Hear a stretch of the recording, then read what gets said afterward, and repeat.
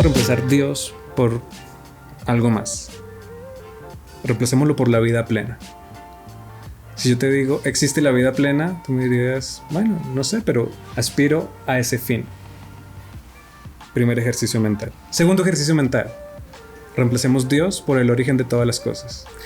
Bienvenidos a otro episodio más de nuestro podcast Desde las Entrañas, donde escuchar se convierte en un acto de amor. Muchas gracias, como siempre, por seguirnos en nuestro canal de YouTube y en Spotify, y también en nuestras redes sociales, @desde las entrañas y @Ricardo Lozano P. Hoy nuestro invitado nos va a contar cuál es nuestro lugar en el cosmos, cuál es nuestro lugar en el universo. Él es físico, tiene un doctorado en astrofísica, es cosmólogo, está colaborando hoy día en la elaboración del mapa más grande del universo. Él es Jaime Forero. Bienvenido, Jaime, ¿cómo estás? Ricardo, gracias por esta invitación. Gracias a las personas que nos regalan su atención en este momento.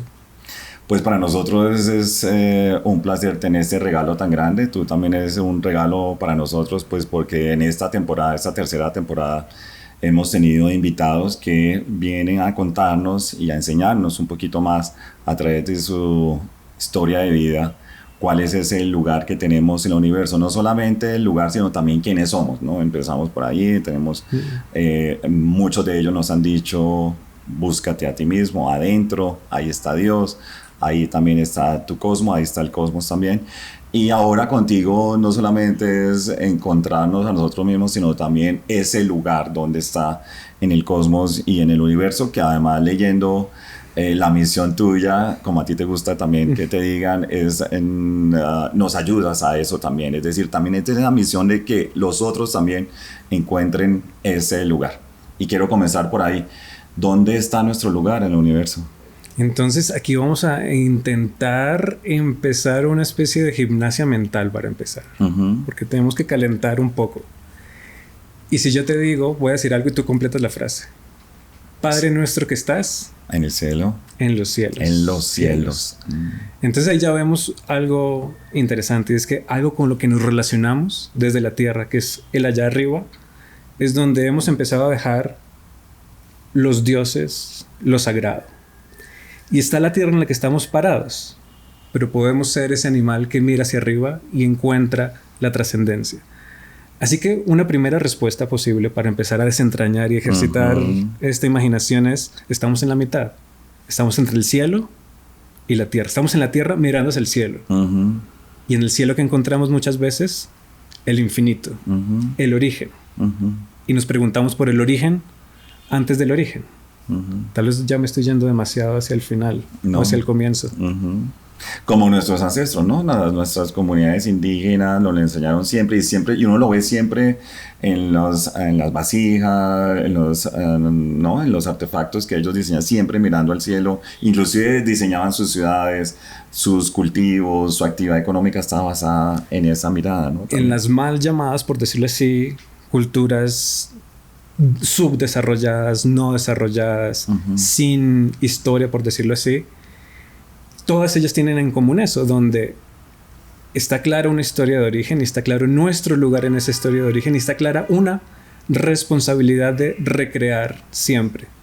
Donde no vamos a estar simplemente aquí observando, disfrutando, sino es nuestra responsabilidad crear y recrear el universo, la creación, lo que nos sostiene.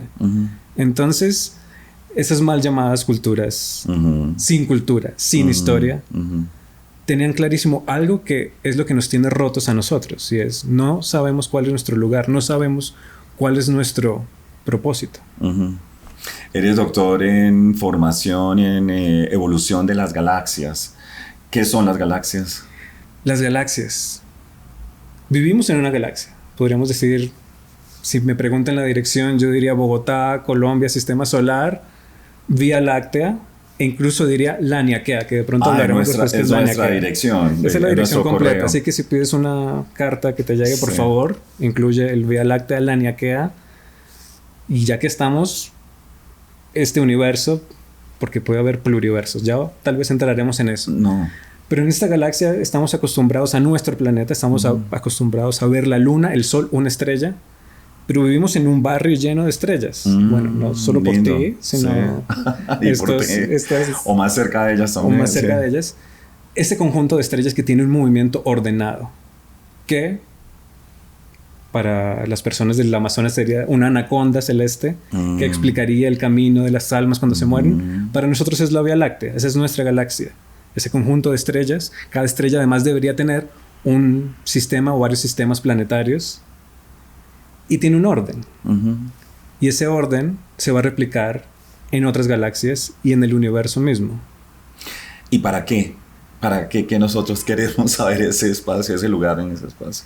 Entonces, vamos por un momento a 1609, un año muy importante para nuestra conversación. Galileo observa por un telescopio la luna y hace los dibujos de la luna. Observa lunas de otros planetas y va y le cuenta esto a mucha gente. Publica un libro, Siderius Nuncius, y la iglesia obviamente no le gusta. Resultado de eso, él termina en cárcel, prisión domiciliaria hasta el final de su vida, después de un juicio. ¿Qué pasó desde ahí? ¿Qué pasó desde ahí? Ahí nos dividimos el conocimiento, lo partimos en dos. El del interior y el del exterior. El del exterior para los científicos, el del interior para los sacerdotes, hoy en día los psicólogos. Y rompimos esa unidad. Y hoy en día, tu trabajo, mi trabajo, el trabajo de todos nosotros es recuperar, reintegrar. Y no vamos a lograr reintegrarlo si no sabemos nuestro lugar en la creación, porque ahí está en juego la definición de lo que es ser humano. Un accidente de un cosmos que no tiene sentido o un resultado de un proceso de evolución que tal vez, vamos a decir, tal vez tú y yo ahora, ¿qué sentido tiene?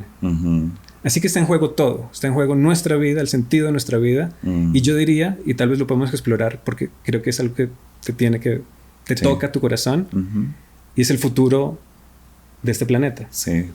Y el futuro de Colombia, de nuestras culturas, ¿no? En lo que estamos, que hoy día, ya en la Precop de diversidad biológica, fíjate que se nos olvida siempre el humano, ¿no? A mí siempre me ha llamado la atención el tema de que, por ejemplo, como geología, cuando estudié geología, que es el estudio de la Tierra y su relación con el universo, nunca vimos ninguna materia relacionada con el ser humano, con los que habitan este planeta, ¿no? Y especialmente el humano, que también pertenece al reino animal. ¿Por qué? Porque eso se da. Volvamos a ese momento, 1609, esa división donde nos dividimos el conocimiento, nos dividimos el poder, nos dividimos lo que somos capaces de hacer y capaces de decir sobre la realidad. Para satisfacer también el ego de cada uno de los científicos que en su momento... Satisfacer el ego de cada persona. De la verdad. Del que busca todavía, y creo que todos estamos buscando, lo bueno, lo verdadero y lo bello, que no hemos parado de buscarlo. La búsqueda de lo verdadero se lo dimos a los científicos. La búsqueda de lo bello se la dimos a los artistas. Y la búsqueda de lo bueno, ¿a quién se lo dejamos? A la gente que se dedica a hacer moral. Pero entonces, en esa división, ¿dónde quedó lo humano? Quedó como un apéndice, quedó como un mecanismo más, quedó como un recurso humano, término terrible, porque es lo mismo que recurso natural, recurso humano, como un engranaje en una máquina. Sí. No siempre ha sido así. Cualquiera se podría preguntar, pero ¿desde cuándo estamos en estas? Y seguro, sigo usando 1609, Galileo, astrónomo, lo amo, pero desde ahí empezó una división de responsabilidades y de culpas también. En esa interacción de nosotros en el planeta, en el universo, en el cosmos, y ahora también, por favor, explícanos también el concepto de cosmos, pero antes de ir allí, creo que a ti también te gusta hablar de las interacciones fundamentales y hablas bastante de la gravedad y la gracia, ¿no? Un homenaje a una mística, Simone Weil, mística francesa de formación científica y filosófica. La gravedad y la gracia es su gran libro. Y también es un juego con el poema de Huidobro, que él dijo, los puntos cardinales son tres, el norte y el sur. El juego mío es Las interacciones fundamentales son tres, la gravedad y la gracia. Las interacciones fundamentales, como las ve la física, me encanta esa numerología, son 1, 2, 3, son 4. Juego con el poema, digo que son 3, pero en realidad lo convierto en la gravedad, que sí es una interacción fundamental entendida por la ciencia, pero luego llegamos a la gracia. ¿Qué es para ti la gracia? No, sí, es estar con Dios, por ejemplo. Entonces de nuevo volvemos a la gravedad, por decir algo, lo que nos mueve hacia abajo, y la gracia lo que nos eleva. Y lo que nos eleva sin poder controlarlo, porque la recibimos. Necesita una apertura de corazón, necesita una apertura de los sentidos, necesita una apertura de la mente. La gravedad, sin que hagamos nada, también está actuando y, bueno, atrayéndonos y atrayéndonos hacia este gran planeta, y es lo que vivimos hoy en día, como estar aquí aferrados en nuestro hogar. Sí. Tuvimos como invitado en esta tercera temporada, como en el primer episodio de esta tercera temporada, al padre Víctor Moreno.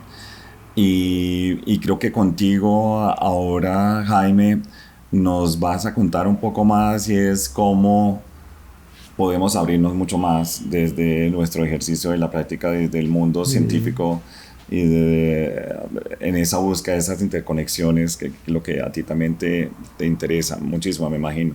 Eres profesor de planta en la Universidad de los Andes, y te quería preguntar eso, desde ese mundo científico de investigación, ¿qué es lo que están buscando dentro de la facultad para eso, para ese ejercicio, y dentro de la apertura también, si es eso, cómo ustedes a través de las investigaciones nos enseñan a nosotros, a los que habitamos el planeta, a abrirnos más para estar en gracia, ¿no? Para poder... Empecemos a hablar de Octavio Paz por un momento. Octavio Paz tiene un libro que se llama La llama doble. La llama doble es el amor y el erotismo. Esa es la llama doble. En ese libro, que es sobre el amor y el erotismo, tiene un capítulo que es Rodeos hacia una conclusión. Y en ese capítulo Octavio Paz escribe sobre el conocimiento científico de la genética, sobre el conocimiento científico de la evolución y de la cosmología. Porque de nuevo, entonces, ¿cómo vamos a empezar a entender lo humano? Los científicos, entonces, en estos últimos 300 años de actividad puramente científica, con el nombre que lo conocemos, con la actitud que lo conocemos y con la arrogancia que lo conocemos, llegan a un lugar donde empezamos a plantearnos las preguntas que algunos místicos ya se planteaban hace 2000, 3000, 4000, 5000 años. Entonces, para intentar disipar aquí un velo de arrogancia, poca accesibilidad, quisiera decir que la actividad principal de los científicos es ser buscadores. Buscadores, sí. Ser buscadores. Y no tanto como a veces enfatizamos, o a veces la gente siente ese peso, donde esa es la respuesta, esa es la manera correcta. Claro. Pero siempre vamos a estar buscando los exacto, científicos. Sí. Y es lo fascinante de la bonito, ciencia. Sí. Pero eso que es tan bonito y lo que es puramente humano, y lo que es profundamente humano, que es la búsqueda, desafortunadamente no es la parte que en general se enfatiza en una enseñanza en ciencias, ni en las secciones científicas tal vez que veremos de periódicos o de libros. Y es al menos lo que yo intento en mi pequeño mundo de mis clases, donde al ser astrónomo profesional, a ser cosmólogo profesional, me obligo casi a ser teólogo aficionado, artista aficionado, filósofo aficionado, humorista aficionado. Siempre somos aficionados, sí. Y llegamos a preguntas donde en el contexto adecuado va a ser es graciosa la siguiente pregunta, y es ¿qué es la realidad? En este momento puede parecer muy dura, puede parecer árida, pero puede ser muy graciosa al mismo tiempo. ¿Es esto la realidad? ¿Son esos ojos que guardan la memoria genética de tu mamá? ¿Son la realidad? ¿Por qué es esa la realidad y no otra? Sí. Sí, además he aprendido también que la realidad no es necesariamente lo que estamos viendo en el exterior, sino es además la que tenemos adentro y la que yo mismo me estoy diciendo en este instante. Y es uno de mis grandes impedimentos o las grandes limitaciones que encuentro al momento de hablar de ciencia y de el cosmos y del universo, y es ¿qué es lo que yo creo que puede ser realidad? Primero, la creencia. que por favor no crean nada de lo que yo estoy diciendo acá, hasta donde puedan. Empecemos por ahí. En el puro espíritu Sí. de la ciencia, sometan todo a prueba, duden de todo, no se llenen más de creencias. Qué bien. Y esa es la limitación, que es lo que ya traigo, que es la creencia. Y por otro lado, bueno, los sentidos, la razón y la fe, donde el modo privilegiado, el modo favorito de la ciencia, entre comillas, a la cara del público, es decir, esto es racional, eso es una labor de la razón, cuando también están, por supuesto, los sentidos, obviamente. Y aquí es la parte extraña, donde algunos no me creen, pero si me llevo hasta el rincón te lo puedo demostrar. ¿Dónde está la fe en la labor científica?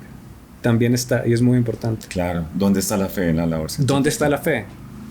Está en creer que la realidad existe, es única, y que nosotros como humanos podemos acceder a la realidad. Cualquier persona que se dedica a la ciencia, si no tiene fe en esas tres, en que existe la realidad, en que es única y que podemos acceder, que tiene sentido dedicarse a esto, que podemos acceder a la realidad, no va a ser científica esa persona. Necesita fe en esos tres. Qué bello, maravilloso. Pues yo te entendí perfectamente. A mí mucha gente me pregunta qué tanto entendemos, pero precisamente no hay que entender lo que tú acabas de decir, es disfrutar el ejercicio del misterio, ¿no? Y el ejercicio de la búsqueda, el ejercicio del misterio y la búsqueda, y esto va a sonar tal vez sospechoso, la búsqueda por la búsqueda. La búsqueda no porque necesito ya resultado, porque necesito saber ya un número, sí, porque necesito ya que alguien me diga qué debo hacer, ¿no? Si alguien me dice qué debo hacer, sigue tu corazón. Claro. Sería una opción. Pero seguir el corazón significa un ejercicio constante de escuchar al corazón, de intentar descifrar qué está diciendo, y la tercera, que es la más importante, actuar. Actuar. Sí. La gravedad. ¿Qué es entonces la gravedad? La gravedad para nosotros en el colegio es lo que hace que las cosas se caigan. Es lo que nos sostiene acá, en un hogar. Es lo que hace que cualquier par de objetos que tenga masa se atraigan. Y uno podría decir, es, en términos coloquiales para la física, una fuerza. Una fuerza que además actúa a la distancia y explica el orden, en últimas, de un sistema solar, una galaxia, las galaxias, la red cósmica, que es esa estructura que permea todo el universo donde se ordenan las galaxias. Pero entonces llega Einstein, en algún momento teníamos que mencionar a Einstein acá, es inevitable, y nos va a decir, no es una fuerza, en realidad es una deformación de otra entidad, que es el espacio-tiempo. Y ahí ya empezamos de nuevo, creo que ya vamos bien en este ejercicio de gimnasia mental, me hablan de gravedad, de espacio y de tiempo, y Einstein nos dice, el espacio y el tiempo son una sola entidad.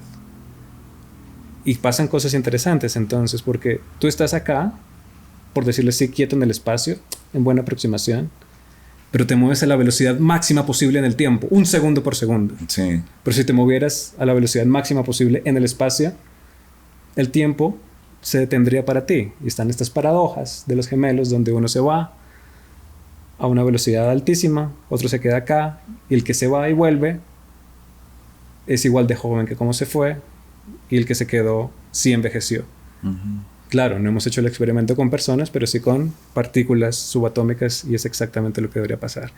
Así que empezamos a hablar de fuerzas que están en nuestra vida diaria y nos vamos rápidamente, muy rápidamente, a entidades que no somos capaces de percibir, a entidades donde debemos encontrar una alianza nueva y eterna, dirían algunos, con lo subatómico, con lo inanimado, para descubrir la realidad profunda.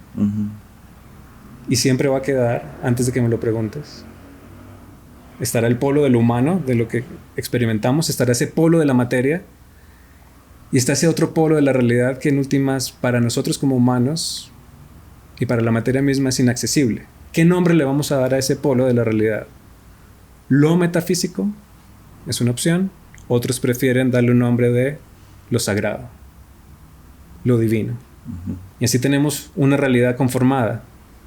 Para la gente de a pie, no quiero decir para la gente que ha estudiado, no, que tiene 3 polos, lo humano, lo material y ese tercer polo, lo divino. Uh-huh. Y escuchándote, yo creo que resolviste gran parte de... para no usar precisamente el lenguaje que siempre usábamos, no lo resolviste, sino que en mi trayectoria siento que vamos hacia ese camino de encontrar la verdad frente a las preguntas que nos hacíamos en los temas, por ejemplo, hoy día en las enfermedades. Por ejemplo, enfermedades tanto físicas, que ya está demostrado y cada vez más claro que están muy relacionadas con nuestras emociones también, que nos llevan a unos pensamientos y unas formas de actuar e interactuar. Que este programa fue creado basado en eso. ¿Por qué estamos comportándonos así con el planeta, cuando el planeta, lo contrario, nos está suministrando la vida y nos está dando los recursos necesarios para que seamos felices en él? Y escuchándote sentía que habías resuelto algo en cuanto a un tema de lo que es la depresión, lo que es las angustias, las ansiedades. Porque claro, al concluir de esta manera uno dice, bueno, ¿por qué me angustio si realmente la verdad, esa verdad no existe como tal? ¿O por qué la ansiedad hacia el futuro cuando muy posiblemente debo estar disfrutando el presente, sabiendo que muy posiblemente eso no lo vamos a alcanzar?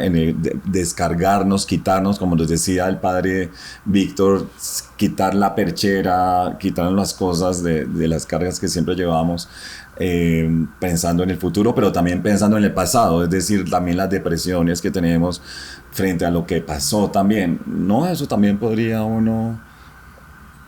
yo, por ejemplo, escuchándote, yo ya empecé a quitarme muchas angustias que tenía. A mí me está funcionando perfectamente. Gracias. ¿No crees? Cuando voy a hablar de otras experiencias que alguna gente ha tenido ante estas intuiciones o este conocimiento cuando hablamos un rato más. Y es, pierdo las angustias, me libero, porque sé que solo existe este instante, o ya lo sabía, pero agradezco que alguien me lo recuerde. Y agradezco que alguien con la voz de la ciencia me ayude a recordarlo. Y está el otro polo que dice, siento una infinita angustia por todo esto que me estás diciendo, porque no entiendo qué está pasando, no entiendo por qué no debería preocuparme. Si me estoy preocupando es porque algo está mal. Y entra en un ciclo de angustia, claro. Además por esos extremos que suceden en las escalas astronómicas, y es, me siento infinitamente pequeño y por eso me siento despreciable, me siento irrelevante y me angustio. Y personas que dicen, me siento pequeño, pero que mi mente sea capaz de percibirlo, es fantástico. Y le da una nueva luz a lo que creía que antes no la tenía. O por decirlo de una manera más prosaica, la gente ya no va a ir al trabajo de la misma manera cuando se siente heredera de un proceso que ha durado miles de millones de años. Dice, 8 horas acá, cuando tengo todo esto acá, que el universo necesitó miles de millones de años para que yo lo tenga acá y lo pueda disfrutar. Muchas gracias, y me voy. Cierran el computador, apaguen este podcast y váyanse a ver el cielo. Sí. Y me preguntaba también en ese tema de angustias, y cada vez el planeta más dividido, ¿no? Hoy día, por ejemplo, siento que cada uno de los países va a actuar de manera individual, va a seguir actuando de manera individual. Anteriormente el ejercicio de multilateralismo nos ayudaba a nosotros los que pensábamos en el planeta de una manera responsable, y es que teníamos que tener acuerdos globales para de verdad reducir las emisiones de gases de efecto invernadero, para de verdad frenar las tendencias de eliminación de nuestra diversidad biológica en el planeta. En fin, lo que tenemos que hacer como habitantes de la Tierra. Siento que cada vez es lo contrario. Ahora vamos a empezar a actuar los próximos años de manera individual, y por eso siento que además se están incrementando los odios y los discursos polarizantes, extremos de líderes globales, y que vamos muy mal. El ejercicio de cosmólogos, que eres cosmólogo, tenemos reuniones globales de cosmólogos que están diciendo estamos mal, van avanzando mal y por lo tanto vamos a aportarle a la paz del planeta o a la paz de Colombia en este caso, o a la paz de cualquier país en conflicto, países que siguen los humanos matándose unos a otros porque tienen un dogma religioso. ¿Por qué o sí lo están aportando ustedes frente a la paz o cómo funciona este ejercicio que tú mismo nos estás contando? La ciencia o cualquier actividad humana, la ciencia, el arte, el periodismo, son tres cosas a la vez. Un conjunto de conocimientos, que uno puede decir son palabras, un conjunto de metodologías, que es lo que hacemos, y un conjunto de personas. Uh-huh. Si le preguntamos al conjunto de conceptos, ¿qué piensas de la paz? Van a decir, no entender, porque no estará escrito ahí. Uh-huh. Si le preguntamos a las metodologías o a las personas, ahí es donde ya podemos empezar a acercarnos. ¿Cuál es la relación entre astronomía y paz, entre astronomía y política, entre astronomía y ecología? Uh-huh.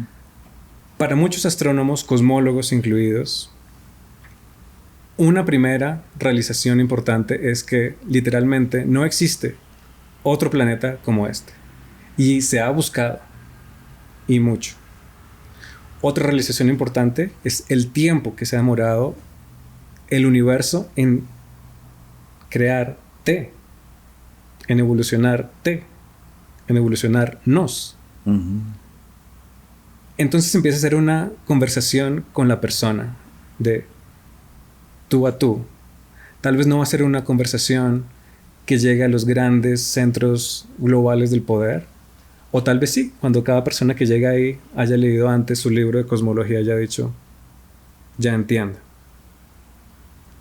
Así que depende de estos pequeños actos de amor y de generosidad, de estas conversaciones cara a cara, de dúo logos, dos logos en interacción, dos narrativas en interacción, pero desde el amor, no desde voy a ver cómo te hago quedar mal.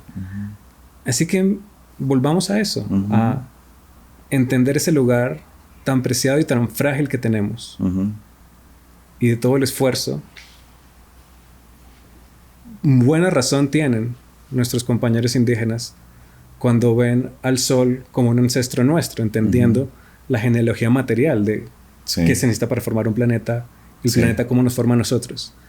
Así que abrir esa perspectiva que implica integrar en lugar de dividir, creo que por fuerza de la misión que implica, va a ser así, cara a cara, conversación a conversación. En eso tengo fe. ¿Y el amor es otra de esas fuerzas fundamentales? ¿O qué es el amor? Para mí, el amor es una decisión de acompañar a otro ser en su proceso de plenitud. Pero empieza siendo una decisión de acompañar, no de influir, no de decir. Y no cualquier proceso, sino el de la plenitud. Ahora bien, ¿cómo vivo yo esa decisión y cómo me la reciben los demás? Puede ser otro tema, pero implica una decisión de acompañar la plenitud de otro ser. Y no estoy diciendo aquí ser humano, puede ser un ser no humano también. Sí. El universo. ¿Qué es el universo? Las grandes preguntas cosmológicas. ¿Qué es el universo? ¿Qué es la inteligencia? ¿Y qué es la conciencia? Esas son las tres grandes preguntas cosmológicas. Y no nos dejemos llevar por la corriente científica que nos dice, yo conozco el origen del universo, conozco el origen de la vida y conozco el origen de la conciencia para explicar qué es. Una herencia judeocristiana pesada. Es decir, si conozco el origen, conozco todo. Estamos en la búsqueda. ¿Qué es el universo? ¿Qué es la inteligencia? ¿Qué es la conciencia?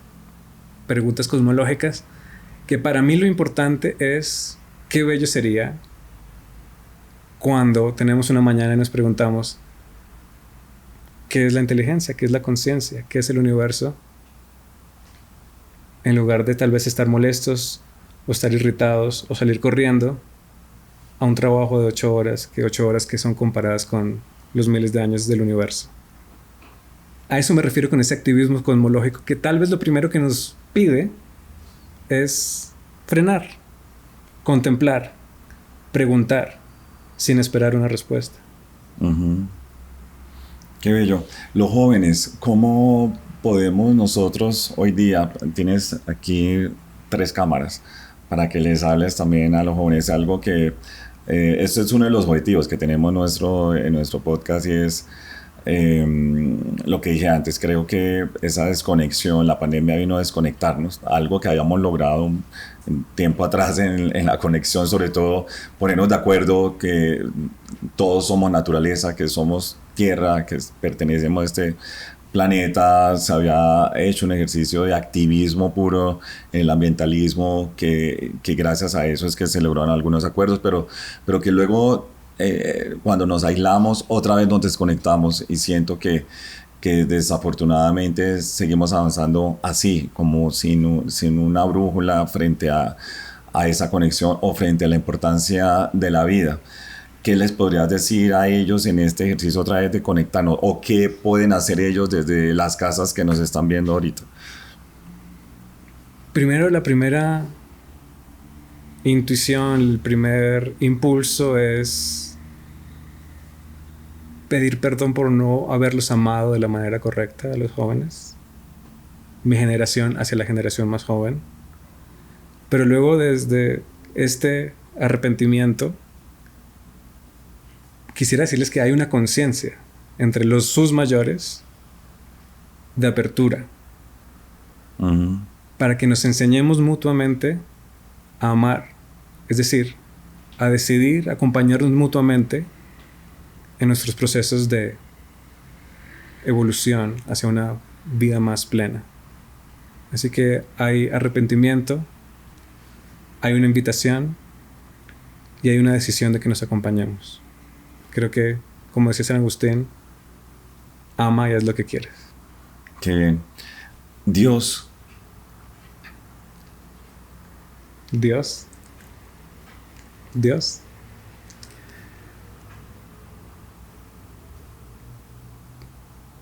Vamos a reemplazar Dios por algo más.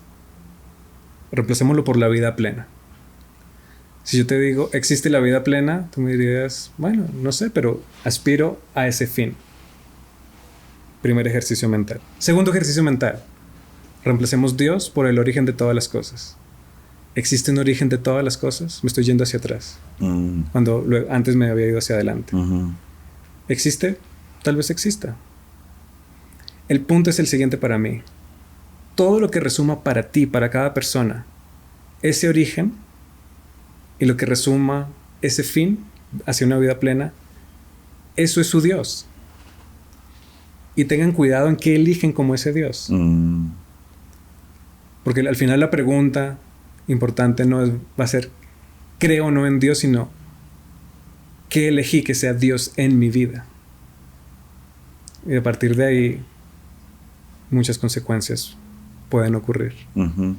Y los estudios que ustedes tienen también con la Javeriana, con las diferentes universidades y escuelas de teología, por ejemplo, ¿el Espíritu Santo dónde está en todo esto que hemos hablado? Es una de las preguntas que nos hicieron también a raíz del programa con el padre Víctor Moreno, y recibimos alguno de estos mensajes donde nos hacían esa pregunta. Te la hago yo a ti. Entonces, primero quiero hablar de el cuento de los 3 cerditos. Uh-huh. Hay un cerdito que construye su casa en paja, otro que construye su casa en madera y un tercero que la construye en ladrillo. Llega el lobo, la primero, soplaré y soplaré y tu casa derribaré. El segundo también. El tercero no lo logra. Esa es una buena medida, una estructura fundamental de nuestra concepción de la realidad, la Trinidad. Y entonces no es por separado el Padre, no es por separado el Hijo, no es por separado el Espíritu Santo, así como no es separado la razón, los sentidos y la fe, así como no es separado el pensamiento, la palabra y la acción.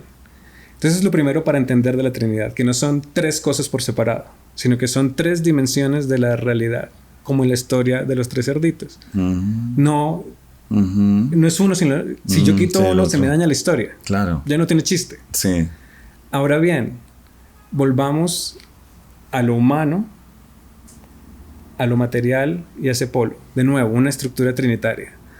Entonces la pregunta puede ser, en realidad, o debería ser en realidad algo similar a, si yo tengo esta estructura del Padre, que algunos la asocian con la conciencia, el Hijo, que yo lo puedo asociar con lo material, ¿qué podría ser el Espíritu Santo?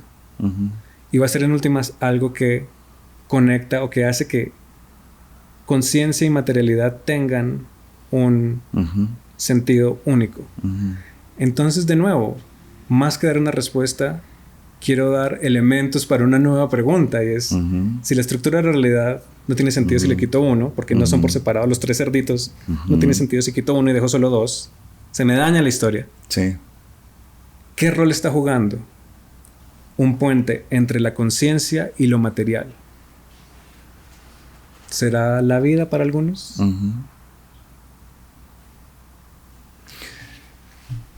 Me pregunto, desde Boyacá, eres boyacense. A mucho honor. Cundiboyacense. Cundiboyacense. Sí. ¿Y qué has encontrado desde la posición geográfica cuando miras al cielo desde Cundinamarca a Boyacá? Me hiciste acordar de Sor Juana Inés de la Cruz, cuando sus principales libros y poemas eran hechos cuando ella miraba las estrellas y veía su cosmos desde donde ella estaba. O lo mismo los mayas, los aztecas, los incas, todos han diseñado sus propios calendarios y la evolución siempre la marcaba exactamente el cielo o el cosmos. Para ti, ¿qué has encontrado desde tu Cundinamarca y desde tu Boyacá cada vez que mira el cielo desde esos puntos? Además, quiero decir lo siguiente. En Colombia, bueno, somos una región ecuatorial, las lluvias son comunes. Sí. Pero hay realmente 2 lugares privilegiados para la observación astronómica. No lo digo yo, lo dice la ciencia. Lo digo quienes han medido la nubosidad y la humedad y todo lo relevante para la observación astronómica. No incluyen a la Tatacoa, sino que son 2. La Cocha y Tota. 2 grandes espejos de agua que fueron los primeros, por decirlo así, telescopios, porque se observaba en el reflejo de la laguna. Wow. Y no era casualidad que muchos ritos de creación y recreación del mundo se hicieran en esas lagunas donde qué bello. estaba el cielo. Así que, ¿con qué me encuentro? Me encuentro con casi los mejores cielos de Colombia, en mi opinión.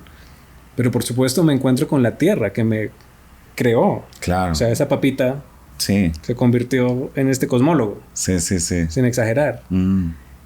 Y pues me encuentro con los ancestros, me encuentro con mi abuelo. Me encuentro con toda esa tradición de lucha, de trabajo y de esperanza.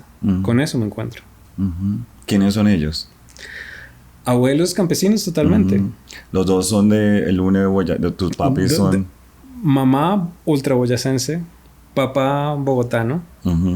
Pero del lado de mi mamá, por supuesto, entonces están las vacaciones en el lugar donde ella creció. Y está algo que hoy atesoro mucho, cuando era pequeño no lo atesoraba tanto, que es el aburrimiento. Que es el silencio. Sí. Que es como... ¿Qué es todo esto? Bueno, ¿qué es todo esto? No miramos... Y mirar hacia arriba y bueno, al menos a mí me calmaba un poco la ansiedad, además de leer Condorito, que era otra cosa que hacía. Boyacá te enseñó a mirar el cielo. Boyacá me enseñó a mirar el cielo, y mi mamá, desde mi mamá y mi papá, con esa intuición de no sé, que ven en un niño y le empiezan a ofrecer libros y experiencias. Ellos me armaron desde los 4 años como astrónomo. ¿Y qué veías? ¿A los 4 años qué veías? A los 4 años, bueno, veía televisión para empezar. No, porque, exacto, porque veías mucho televisión. Veía Cosmos de Carl Sagan. Sí, claro. Veía Cosmos de Carl Sagan y ese fue el giro inmediato.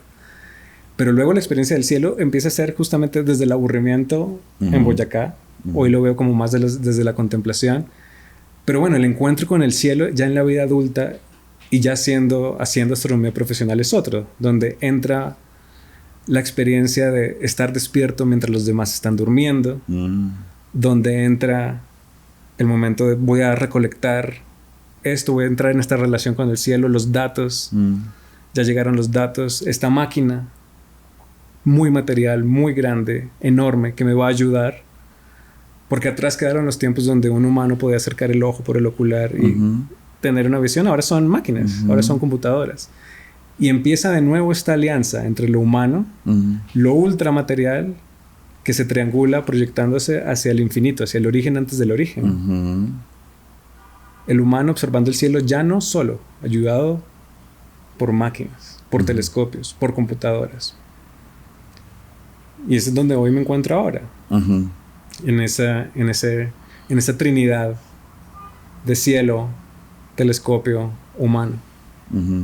Y que era lo que comenzamos este programa diciendo, que nuestros propios ancestros incluían en sus propios calendarios, por ejemplo, la época en la que ellos miraban las estrellas y miraban además los cometas, ¿no? Encontré, por ejemplo, en la cultura NASA de Caldono, en el propio, las 20 épocas de su calendario, una era para mirar las cometas también.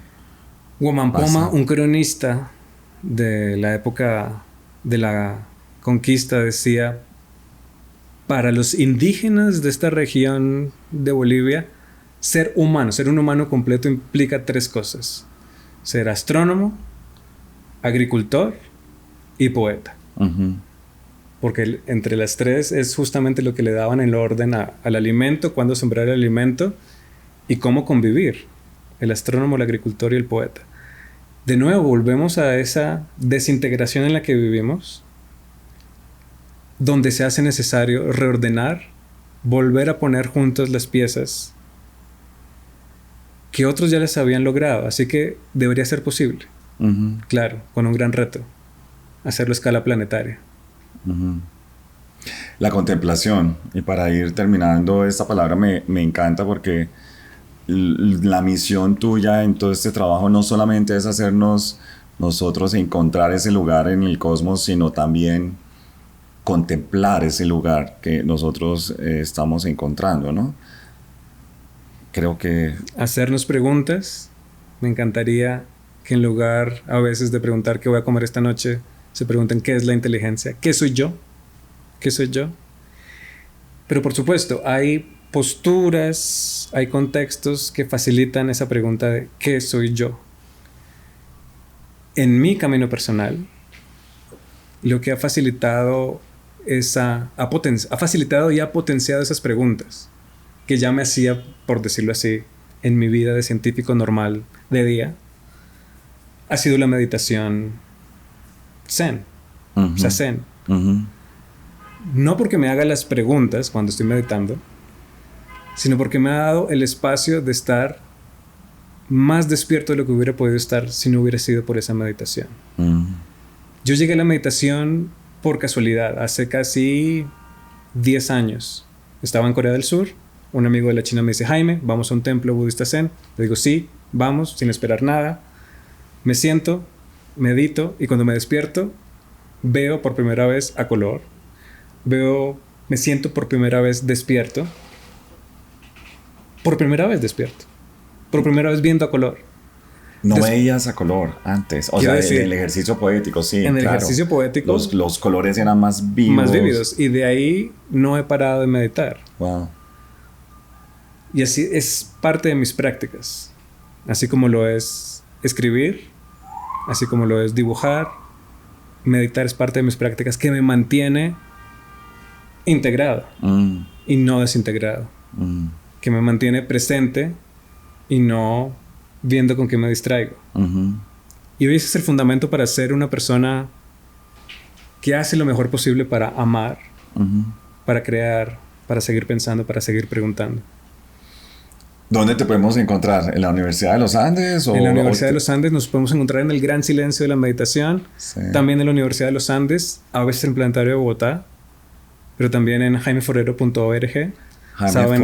jaimeforero.org.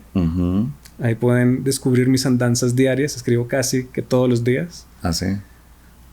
Algunas más enigmáticas que otras. Y físicamente, por supuesto, en Bogotá, en la Universidad de los Andes. Un saludo. Bueno, cuando nos encontremos. Sí, pues Jaime, qué placer tenerte. Muchas gracias. He encontrado también mi oficio de geólogo más encantador de lo que antes pensé que tenía. Y gracias también porque inclusive nos habla no solamente a los jóvenes, sino a toda la comunidad científica, a la academia, también a la sociedad, en lo que realmente podemos todos hacer y que si tuviéramos esa voluntad podríamos ver el mundo con esos colores que realmente tiene y que muchas veces el ruido de la vida moderna no lo muestra así, o lo ve muchas veces en blanco y negro o con muchas sombras o con colores apagados que realmente no lo son. Así que otra vez, gracias también a la vida por este regalo tan bello. Jaime, gracias por estar aquí.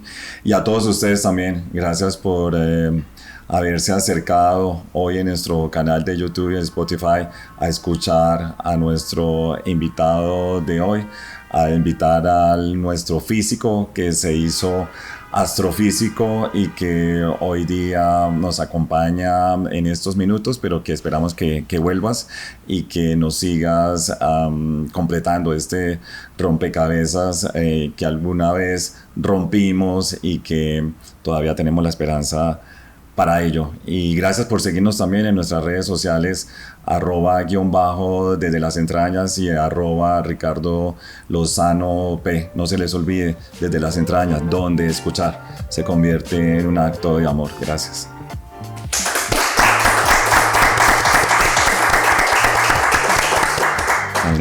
¿Apto para tu público?